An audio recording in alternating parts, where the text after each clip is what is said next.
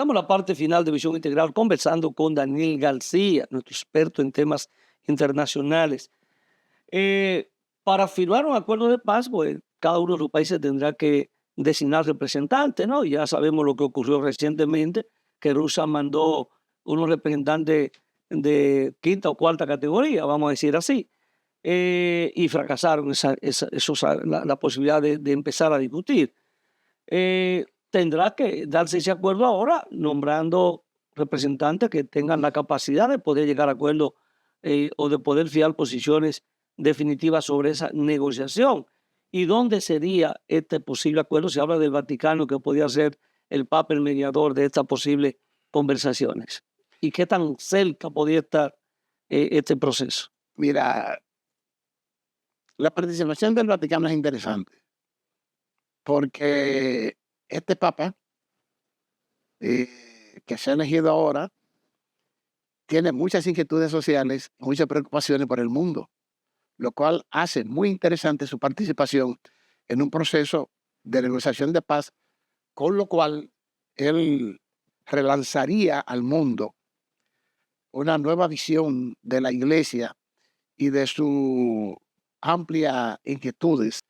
Entonces, tiene unas inquietudes sociales que la asumió desde su tiempo de pasantía en Perú. Y hay que decir que la abuela de este papa es dominicana, si no lo sabían, es dominicana. ¿No? Y está muy vinculada a América Latina. Y con la idiosincrasia de América Latina en la cabeza, él piensa en el mundo, lo que es el mundo en guerra. Esa situación de Israel a él le ha dado duro. Así mismo, como ustedes lo oyen, esa situación de Israel y esas matazones le ha dado duro a este papa, antes de ser papa, naturalmente. O sea, él tiene sus sentimientos muy encontrados con esa posición de Israel y ahora con la guerra de Ucrania. Entonces, se le da una gran oportunidad a este papa de él reivindicar ciertas condiciones que resultan muy, muy interesantes para la Iglesia Católica. Entonces, él se ha prestado ya a decir que sí, sí, que con mucho gusto está de acuerdo. Putin también está de acuerdo. Trump dijo, ¿De acuerdo? Trump dijo que sería lo más hermoso. Bien.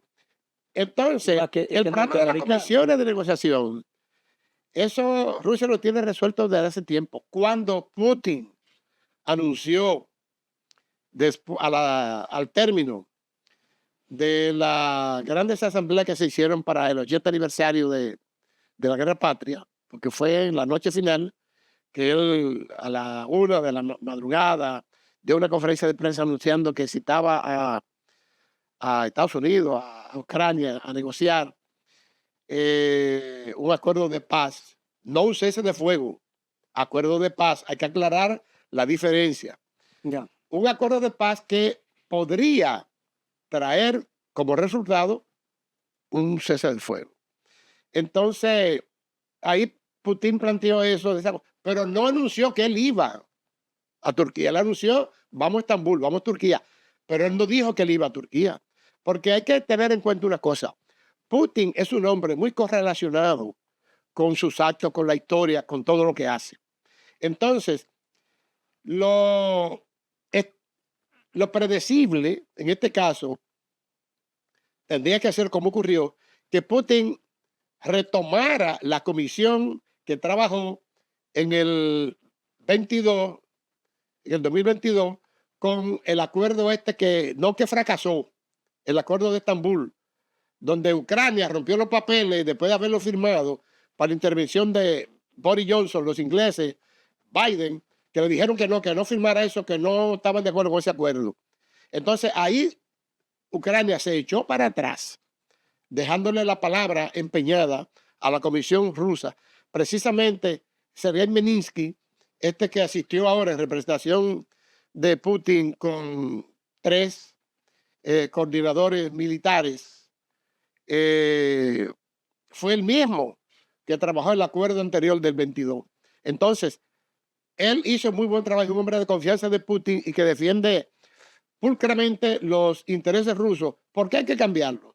Cuando esa comisión llegó a Rusia, fue la sorpresa de Zelensky, de los europeos, de todo el mundo, Yo no sé por qué se sorprendieron, porque eso era totalmente deducible, que esa era la comisión que iba a trabajar Ya. con eso. Y Zelensky hizo un show grandísimo, se peleó con Erdogan, el presidente de Turquía, y mandó para atrás las personas que él había invitado a participar en ese encuentro, y entonces llamó a ciertos jerarcas militares de Ucrania para que vinieran como a crear el contrapeso a los rusos. Pero la comisión está ahí. Ahora Ucrania tendrá que elegir.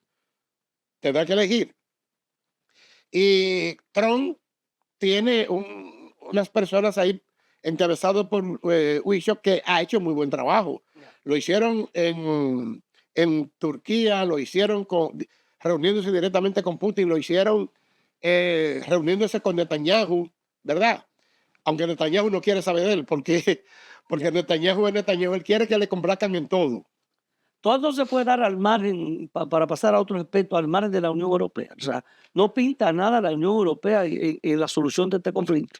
Es que la Que es, Unión que Europea es es un quien está problema. apoyando en estos momentos. Mira, es a que la Ucrania. Unión Europea es un problema, porque la Unión Europea no tiene nada que hacer en este proceso, ni en Ucrania tampoco. Ellos se han colado ahí por presión que le han hecho las élites corporativas europeas, y los ingleses, los alemanes ahora con la llegada de Merck, que es un testaferro de BlackRock, pero Europa no tiene nada que pintar ahí, no tiene intereses. Europa simplemente haciendo una mediación de los europeos, los vendedores de armas, ese tipo de cosas. Pero de todos modos, como se trata de conseguir una paz mundial, es muy probable que al final, cuando se vaya a firmar estos acuerdos y estas cosas, Europa esté representada por alguna comisión. Ya. El viaje de Donald Trump a Medio Oriente, a Arabia Saudita, Qatar y Emiratos Árabes Unidos, usted decía que era un viaje más de negocio. Sí, Un viaje de negocio, y se habla de unos 600 mil millones de dólares en inversión, ¿no? Y el rescate de la Boeing, ¿verdad? Pues estamos hablando de más de 100 mil millones de dólares en la compra de aviones. ¿Cómo usted ve los resultados de ese viaje y la posición de Donald Trump sobre Siria en estos momentos, el posible levantamiento de las sanciones, el tema de los hutíes y el caso de Yemen, ¿verdad? Todo eso cambia como el panorama, las mismas conversaciones con Irán sobre acuerdo nuclear. eso da a entender que Trump está asumiendo su verdadero rol. Eso es muy importante decirlo, por el discurso que le mencioné anteriormente en Arabia Saudita.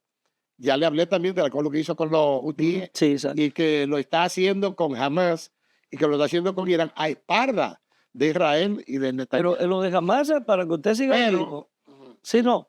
Sí, siga, para luego. pero el terminar el aspecto programa. comercial es muy importante para Trump, muy importante. Señores, Estados Unidos tiene una deuda tan profunda, que es un hoyo negro dentro de la finanza norteamericana.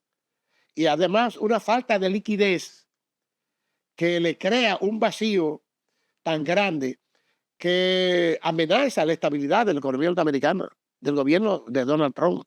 Y ese viaje, desde el punto de vista de lo económico, trae por resultado vamos a llamarle así, una verticalidad de la imagen de Trump hacia el interior de Estados Unidos, verticalización.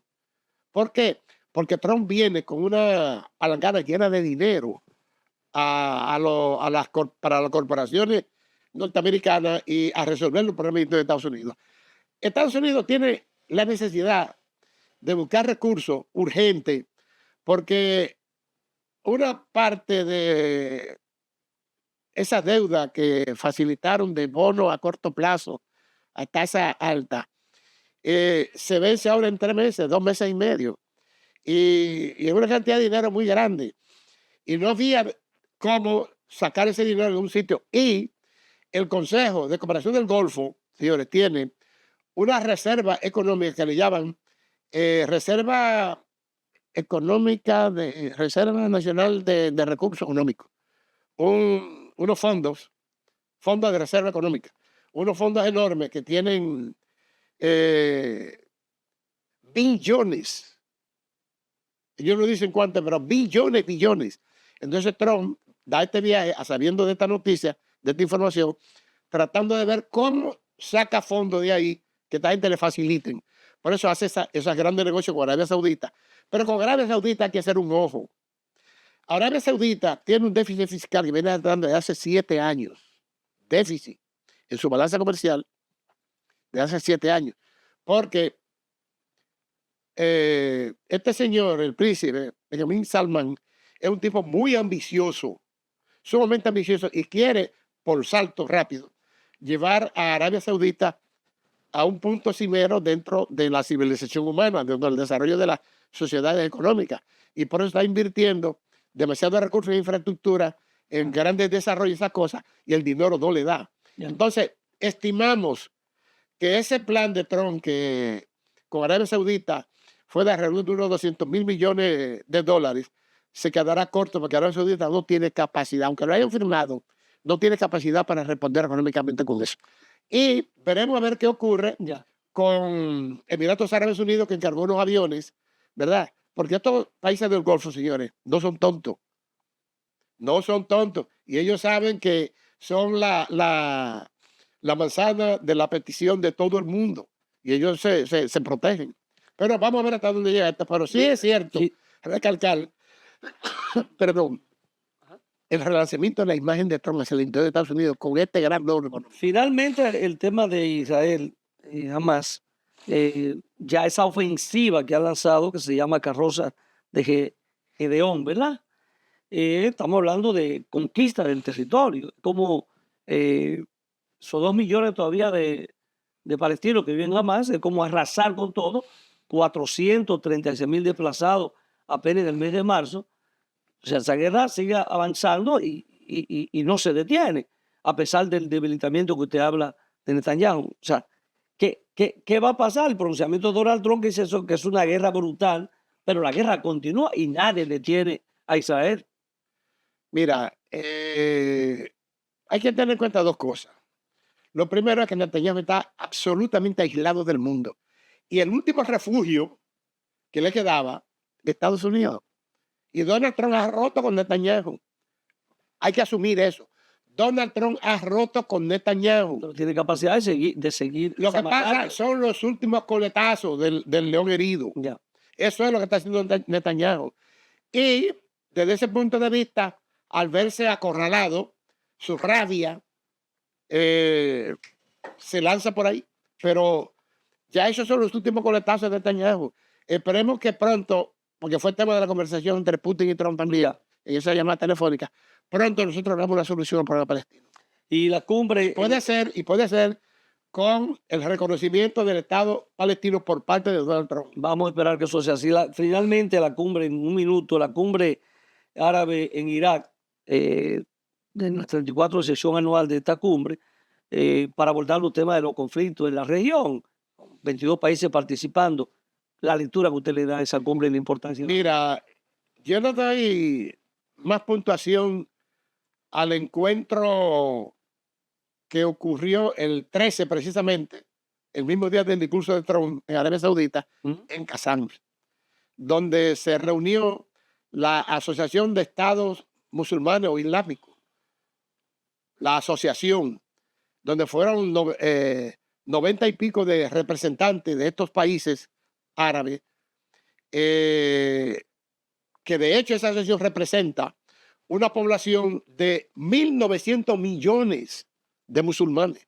Oiga eso, 1.900 millones de musulmanes se reunieron ahí en su representación en Kazán con Putin el mismo día que Trump lanzó su discurso en Arabia Saudita. Entonces, está bien, es muy bien que los países árabes converjan en posiciones de acuerdo y de reuniones, pero es parte de la repartición que se está haciendo, porque a Trump le interesa sobremanera abrir fuentes de negocio por todas partes. Rusia también. Mire, hemos llegado a la parte final, o sea que siempre nos falta tiempo. Bueno, Gracias a ustedes, amigos televidentes, por la Bueno, atención. ha sido un placer compartir con ustedes esta noche un programa más de Visión Integral. Nos reunimos, Dios mediante, la próxima semana.